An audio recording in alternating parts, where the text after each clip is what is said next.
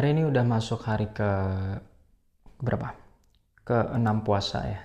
Dan cuaca hari ini lumayan gerah dan sekarang udah jam setengah 3 sore.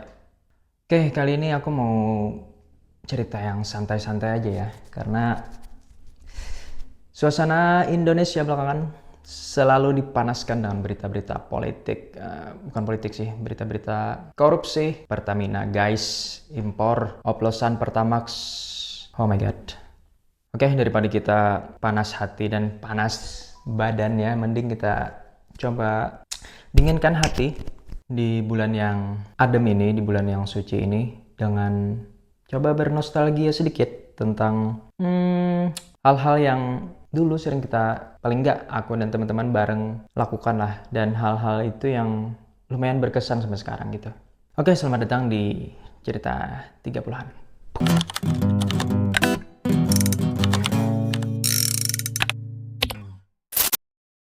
Oke, suasananya emang lumayan panas, tapi sebenarnya agak mendung sih.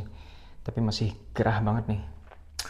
Eh, Kalau dipikir-pikir, di usia 31, ya sekarang aku udah 31, ya tambah lagi angka di belakang tiganya. Mungkin udah 25 atau 24 tahun ya melewati Ramadan.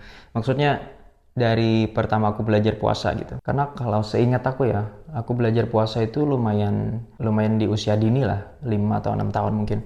Seingatku sebelum SD lah, udah belajar puasa gitu. Banyak hal yang dulu-dulu itu berkesan, bahkan mungkin kesan-kesan yang seperti dulu itu nggak aku dapetin lagi di masa-masa Ramadan sekarang gitu, usia 20-an ke atas. Hal-hal yang pertama aku ingat itu kalau Ramadan, selain puasa dan taraweh, tentunya kita tiap malam itu tadarusan di musola bareng-bareng teman itu. Habis taraweh, kita kumpul, kita keliling di musola pakai meja kecil gitu buat taruh Al-Quran. Terus guru ngaji kita mulai baca malam pertama itu juz 1, terus malam kedua juz kedua, dan malam ketiga juz ketiga dan seterusnya. Jadi satu malam itu satu juz kita bagi tuh. Jadi dimulai dari guru kita bacain ayat awal dulu, ayat pertama dari juz itu, terus dilanjutin yang di sampingnya, terus lanjutin lagi sampai selesai satu juz gitu. Selain baca Qurannya, kita senang itu karena kadang-kadang ada yang ngasih, entah ngasih makanan gitu, ngasih kue, ngasih nasi bungkus lagi gitu. Dan selain itu juga yang kita tunggu-tunggu tuh kadang-kadang ada yang ngasih, kalau kita sih nyebutnya zakat gitu. Mungkin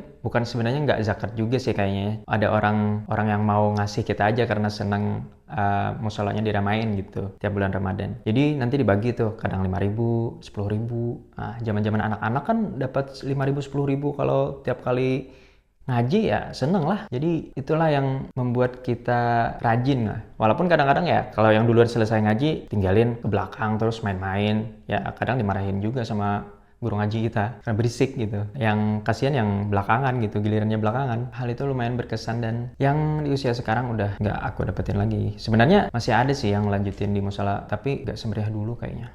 Oke, itu yang pertama. Dan yang kedua, apa ya? Kalau tiap Ramadan biasanya di musola aku ya. Bahkan mungkin bukan musola aku doang. Tiap musola di daerah kabupatenku itu banyak yang ngadain ceramah subuh. Jadi sehabis salat subuh berjamaah di musola, di langgar gitu, ada ustadz yang ceramah gitu. Jadi full tuh satu bulan, habis salat subuh itu kita dengerin ceramah tuh. Tapi kadang-kadang ketiduran juga sih karena ngantuk ya, habis sahur kan. Kadang ketiduran dari wiritan tuh. Terus ustadznya assalamualaikum pembukaan, nanti malah tiduran lagi.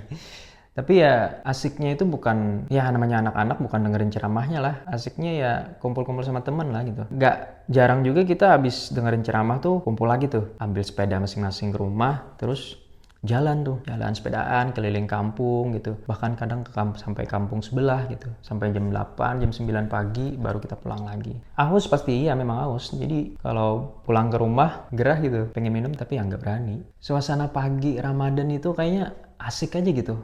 Kalau jalan-jalan bareng teman, sepedaan, lumayan banyak juga sih kalau dulu sepedaan ya. Orang sampai 7 sampai 10 orang mungkin ya. Ada fotonya tapi aku lupa nyimpan di mana itu waktu. Ya waktu-waktu usia SD SMP lah.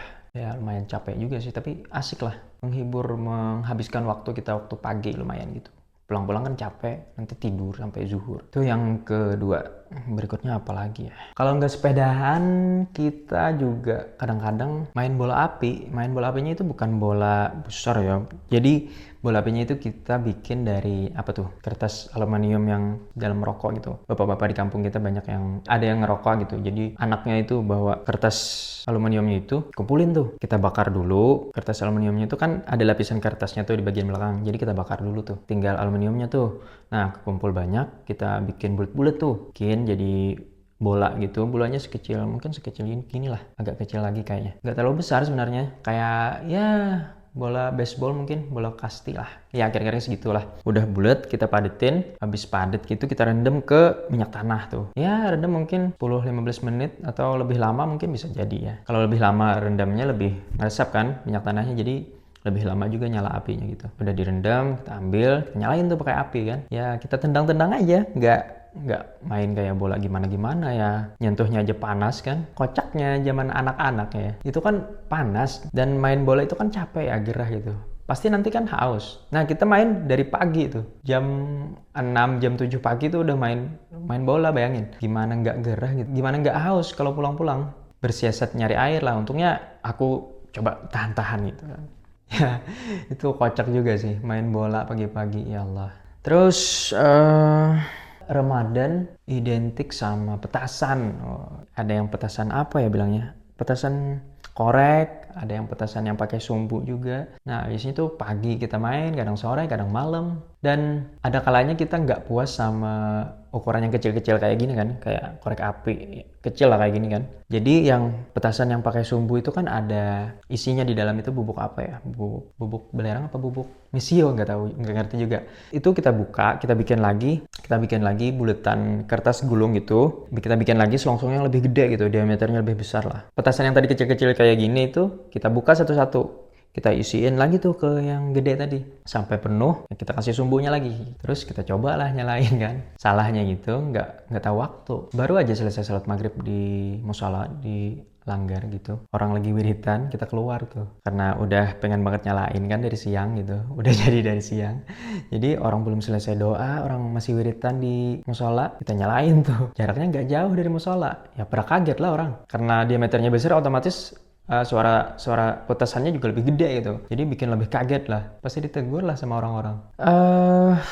Oh iya, kalau Ramadan itu menjelang Lebaran khususnya ya, pasti kita nungguin dibeliin baju baru ya. Waktu anak-anak itu apa ya, baju Lebaran itu kayaknya harus gitu ya, kalau nggak pakai baju baru kayaknya sedih banget gitu.